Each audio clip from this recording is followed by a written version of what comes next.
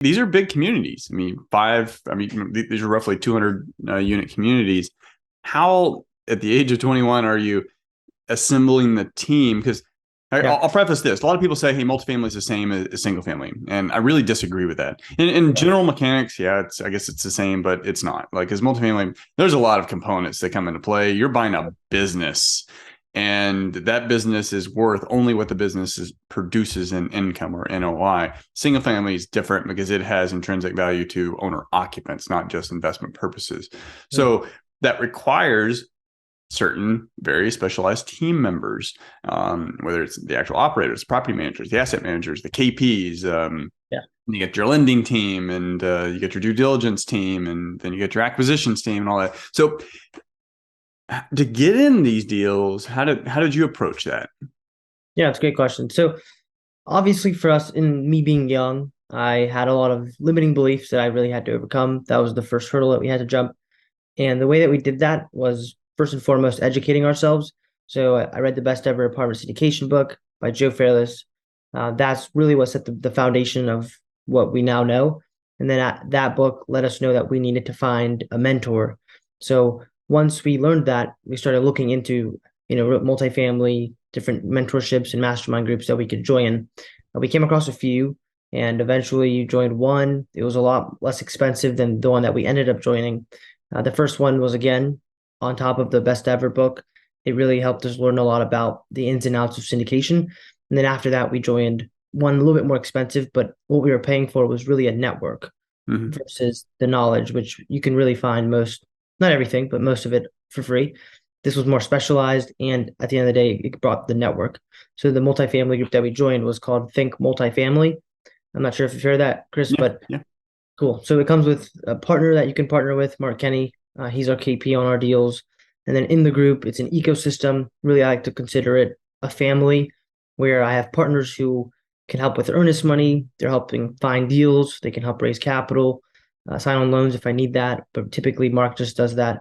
On top of that, all my Mark has a lot of experience. So when I'm speaking with partners, Mark is someone I can leverage when it comes to that.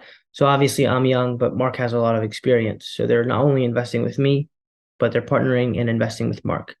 Yeah. So in the weekly newsletter this week, I talked about proximity is power, and you are Yeah. the average of the five people you hang around. So hang around with the most. That's Stephen Covey quote, and or is this Covey? So, Or so Jim Rohn. Jim Rohn. And then Tony Robbins talks about proximity is power, but a lot of people like think like, well, how do I get close to, in your case, Mark Kenny or a Grant Cardone or whatever? And really, like, you're probably not going to be just sitting, like, going to be yeah, able to call them up and sit down and coffee a couple times a week. But what you can do is go to networking events. You can go to masterminds. I mean, you're going to pay for those, but there's networking events. There's audio podcasts. It sounds like you listen to those, audio books, reading books. And there's so many ways that you can get get in that proximity of people of influence who are have done what you're looking to do and are where you are trying to go, and you get that proximity, and then that's really where things really start to grow. And in yeah, your case, also limiting beliefs, like the limiting beliefs that you start to realize that it's just BS. Like it is what it is. It's a yeah. limiting belief. It doesn't have to be true. Yeah, when we first got started, we would go to these events and we hadn't done any deals, and I would be in circles and just like networking with people, and I would be overhearing their conversations. I'd be a part of it, but I didn't have much to input at that time. But I would just listen to their problems. They were raising millions of dollars. They were submitting offers on properties worth tens to $20 million, and all of these things. And I guess the conversations they were having, I was immersed in. And slowly, I started asking questions, and I would look around and see all these people. And at first, you sort of get this. I have this imposter syndrome, and I think to a certain extent, I still do. But you start to just realize that these are just normal people that just like what you're trying to do, they've worked hard to get there. So you start to think, okay, well, if they can do it, and I think this is where a little bit of my own naivete kicks in.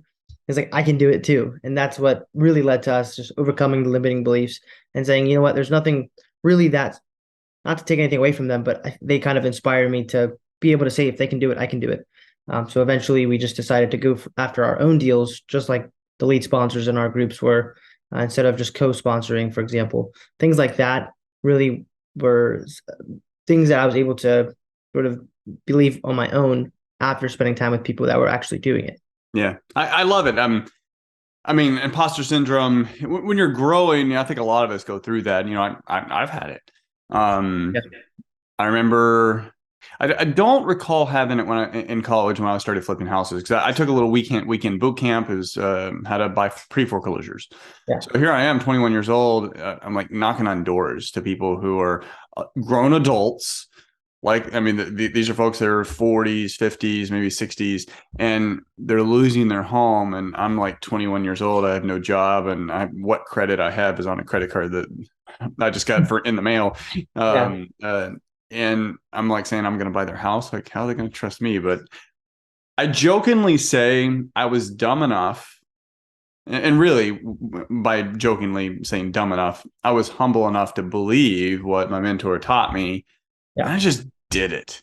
And you just take Yeah. massive action. And especially the massive action, usually, like, you don't have time to worry about like the imposter Right. syndrome or all the limiting beliefs. You just like do, and then like learn, adjust, keep doing more, learn, adjust. And after 3 months of knocking on doors, I got my first deal. Hmm. And it was so exciting, and that brought uh, a whole new sense of belief. Like, oh, whoa, like this really works. I'm 21 years old. I don't have a job. I'm still in college, and I just bought a house. Like, Yeah. that's pretty cool. Yeah, would you say it got harder for you to sort of keep that mindset? Because like in regards to taking massive action without necessarily overthinking it? It can. I'll say this: a sales organ. So I did take a job afterwards. I'm a business partner at the time. We went separate ways, and I ended up becoming a manager at an inside sales company. And in experience personally, but also more so from observation. So once I became a manager, I was able to observe, and I was a manager of new sales agents. So new agents, they'd get trained, they'd come on my floor, join my team, and they'd usually stay with me anywhere from 1 to 3 years. But I was able to observe what happened, and usually Yeah. the new agents would outperform the veterans. And the Mm. reason is the veterans they come in saying, man, the calls suck today. The leads suck today. No one's buying today. I'm just backlogged with customer service. Yada yada yada. Yeah. I'm like, dude. So I would tell the new agents, I would like, keep that mindset as a hungry, motivated sales agent. The longer you can keep that, and if you can keep your mindset in that zone, you'll do well. The moment you feel privileged to where you just are privileged to get deals and you don't have to work for it, that's when it's going to become harder. So you'll always, and especially in sales, which real estate is very much sales, and actually Right. most of your life is sales in some form, you're Yeah. going to go through iterations of that and versions of that.